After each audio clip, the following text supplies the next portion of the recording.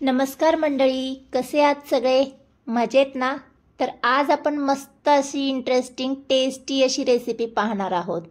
तर ही रेसिपी बनवण्यासाठी आपल्याला लागणार आहे इडली बॅटर। तर हे रेग्युलर आपलं इडलीचे जे बॅटर आहे तेच आहे। तुम्हाला हवं तर इथे तुम्ही रव्याचं बॅटरही करून घेऊ शकता। आता यामध्ये चवीनुसार मीठ घालायचे आणि छान असं फेटून घ्यायचं आहे। नेहमीप्रमाणे इडलीसाठी ज्या पद्धतीने फेटतो अगदी त्याच पद्धतीने। तोपर्यंत इथे गॅसवर मी पॅन गरम करून घेतला आणि त्यामध्ये 1 चमचा इतकं तेल गरम करून घेतलं। जिऱ्याची फोडणी केली आणि लसूण पाकळ्या बारीक असे चिरून घेतलेल्या आहेत आणि 1 कांदा बारीक चिरून घेतलेला आहे तो घालून घेतला।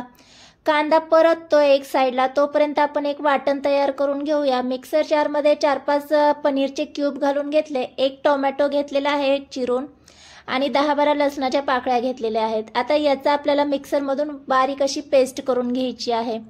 तर इथे पाहू शकता, गरज वाटली तर थोडंसं पाणी यामध्ये घालून घ्यायचं आणि पेस्ट करून घ्यायची। पेस्ट होईपर्यंत इथे आपला कांदा परतवून झालेला आहे।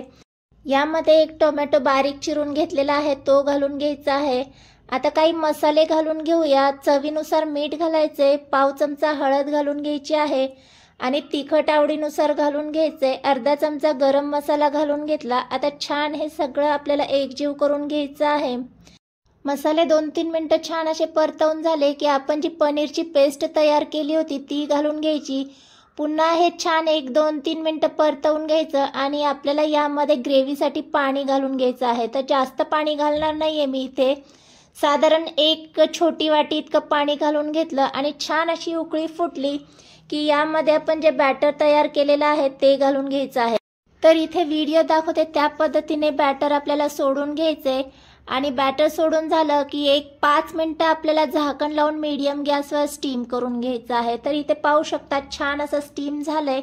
आता गॅस बंद करून वरून मी जिरे आणि मोहरीची फोडणी करून घेतलेली आहे। ती फोडणी यावर घालून घ्यायची, बारीक चिरलेली कोथिंबीर घालून गार्निशिंग करून घ्यायची। तर मस्त इथे आपला व्हेज शाक्षुका तयार झालेला आहे। नेहमी आपण इडली बॅटरपासून इडलीच करत आलो आहोत, एकदा या पद्धतीने मस्त असा शाक्षुका करा। नाश्त्यासाठी उत्तम आणि भन्नाट अशी रेसिपी आहे। हा शाक्षुका सर्व करत असताना तो पनीरच्या ग्रेव्ही सोबत सर्व करतो ना, तर खाताना इतका मस्त जबरदस्त चवीचा लागतो, भन्नाट असा लागतो। तर एकदा ट्राय करा, म्हणजे परफेक्ट रेसिपीची टेस्ट तुम्हाला येईल।